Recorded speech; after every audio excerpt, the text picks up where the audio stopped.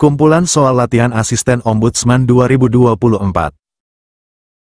Peraturan Ombudsman Republik Indonesia Nomor 58 Tahun 2023. Soal latihan 4. 1. Dalam proses pemeriksaan substantif, Asisten Ombudsman meminta data tambahan kepada pelapor. Berapa lama batas waktu pelapor harus melengkapi data tersebut? A. 7 hari kerja. B. 10 hari kerja. C. 14 hari kerja. D. 21 hari kerja. E. 30 hari kerja. Kunci jawaban yang paling tepat dari soal di atas adalah C. Pembahasan dari soal di atas, yaitu bahwa berdasarkan pasal 23 ayat 3, pelapor atau kuasa pelapor harus melengkapi data tambahan dalam jangka waktu paling lambat 14 hari terhitung sejak permintaan data tambahan diterima. 2. Asisten Ombudsman menemukan ketidaksesuaian antara dugaan maladministrasi awal dengan hasil pemeriksaan. Tindakan apa yang dapat dilakukan?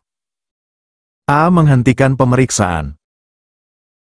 B. Mengubah bentuk dugaan maladministrasi. C. Meminta pelapor mengajukan laporan baru. D. Melimpahkan kasus ke instansi lain. E. Menerbitkan LHP tanpa perubahan. Kunci jawaban yang paling tepat dari soal di atas adalah B. Pembahasan dari soal di atas, yaitu bahwa menurut pasal 25 ayat 2, jika terdapat ketidaksesuaian bentuk dugaan maladministrasi yang telah ditetapkan, dapat dilakukan perubahan bentuk dugaan maladministrasi berdasarkan hasil pemeriksaan. 3.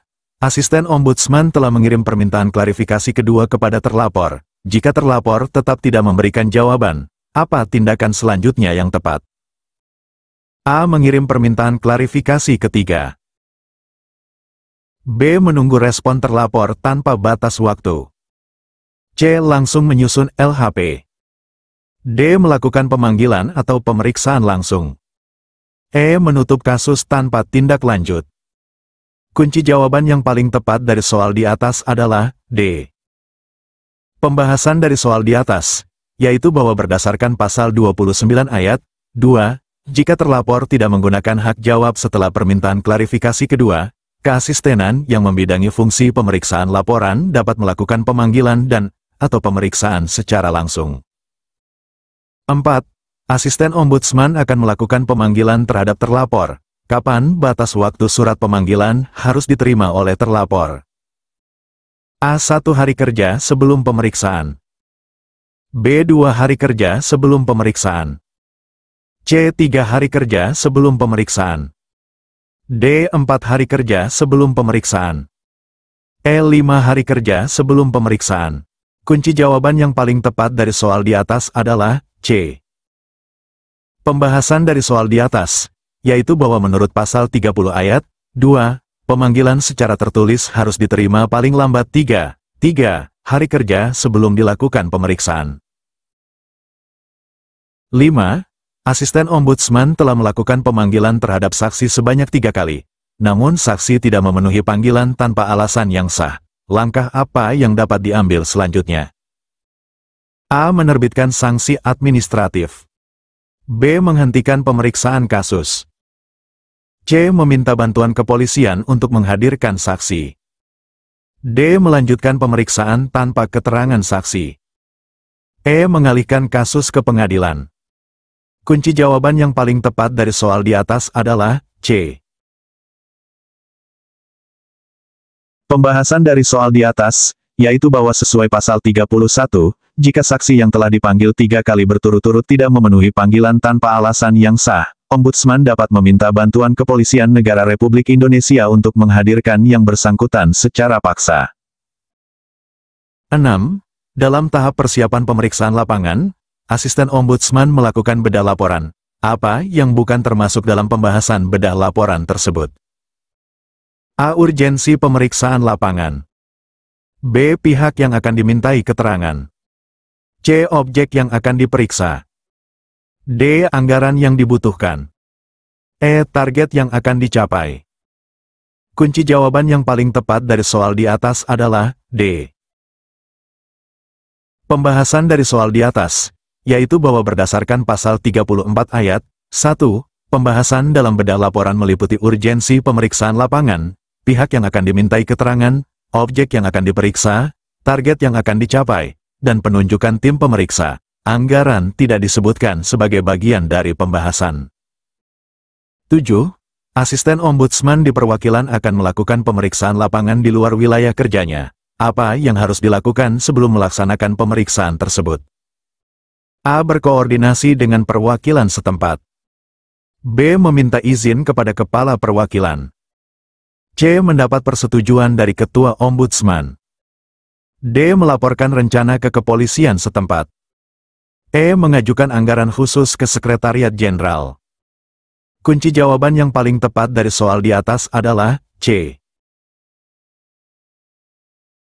Pembahasan dari soal di atas, yaitu bahwa menurut pasal 35 ayat 2, jika laporan yang ditangani oleh tim pemeriksa di perwakilan memerlukan pemeriksaan lapangan yang objeknya berlokasi di luar wilayah kerja perwakilan, maka harus mendapat persetujuan terlebih dahulu dari ketua ombudsman. 8. Asisten Ombudsman melakukan pemeriksaan lapangan dengan metode tertutup. Dalam situasi apa hal ini dapat dilakukan? A. Saat terlapor menolak diperiksa. B. Ketika dibutuhkan bukti secara langsung. C. Jika lokasi pemeriksaan sulit dijangkau. D. Bila kasus mendapat perhatian media. E. Saat diperlukan keterangan ahli. Kunci jawaban yang paling tepat dari soal di atas adalah B. Pembahasan dari soal di atas, yaitu bahwa berdasarkan pasal 38 ayat 2, pemeriksaan lapangan dengan metode tertutup dilakukan untuk memperoleh bukti secara langsung terhadap permasalahan yang dilaporkan. 9. Dalam proses pembuktian dugaan maladministrasi, asisten ombudsman meragukan kebenaran keterangan yang diberikan. Tindakan apa yang dapat dilakukan? A. Menolak keterangan tersebut. B. Meminta keterangan ulang secara tertulis. C. Melakukan pemeriksaan lapangan. D. Mengambil keterangan di bawah sumpah. E. Meminta pendapat ahli. Kunci jawaban yang paling tepat dari soal di atas adalah D. Pembahasan dari soal di atas, yaitu bahwa sesuai pasal 24 ayat 3, dalam hal terdapat laporan yang berpotensi adanya keterangan tidak jujur yang diragukan kebenarannya, maka pemberian keterangan dapat dilakukan di bawah sumpah atau janji. 10. Asisten Ombudsman telah mengirim permintaan klarifikasi pertama kepada terlapor. Berapa lama terlapor wajib menjawab permintaan tersebut? A. 7 hari kerja. B. 10 hari kerja. C. 14 hari kerja. D. 21 hari kerja. E. 30 hari kerja. Kunci jawaban yang paling tepat dari soal di atas adalah C. Pembahasan dari soal di atas, yaitu bahwa menurut pasal 27 ayat 2, terlapor dan atau atasan terlapor wajib menjawab permintaan klarifikasi secara tertulis dalam jangka waktu paling lambat 14 hari kerja terhitung sejak diterimanya surat permintaan klarifikasi. 11. Asisten Ombudsman melakukan pemeriksaan lapangan dengan metode terbuka. Dalam situasi tertentu, apa yang dapat dilakukan setelah pemeriksaan tersebut? A. Langsung menyusun LHP. B. Melakukan pemeriksaan tertutup. C. Mengadakan konsiliasi. D. Mengirim surat teguran. E. Meminta pendapat ahli. Kunci jawaban yang paling tepat dari soal di atas adalah C. Pembahasan dari soal di atas, yaitu bahwa berdasarkan pasal 37 ayat 3, dalam hal tertentu dengan memperhatikan perkembangan di lapangan, pemeriksaan lapangan dengan metode terbuka dapat dilanjutkan dengan konsiliasi. 12. Asisten Ombudsman melakukan pemanggilan terhadap terlapor. Jika terlapor tidak hadir pada panggilan pertama, berapa kali lagi pemanggilan dapat dilakukan dan dalam jangka waktu berapa hari? A. 1 kali, 5 hari kerja. B. 2 kali, 5 hari kerja masing-masing. C. 2 kali, 7 hari kerja masing-masing. D. 3 kali, 3 hari kerja masing-masing. E. 3 kali, 10 hari kerja masing-masing. Kunci jawaban yang paling tepat dari soal di atas adalah B. Pembahasan dari soal di atas, yaitu bahwa sesuai pasal 30 ayat 3, pemanggilan secara tertulis dilakukan paling banyak 3 kali berturut-turut dengan jangka waktu masing-masing 5 hari kerja terhitung sejak tanggal diterimanya surat pemanggilan. Jadi, setelah panggilan pertama, masih dapat dilakukan 2 kali pemanggilan dengan jangka waktu 5 hari kerja masing-masing. Audio Jungle.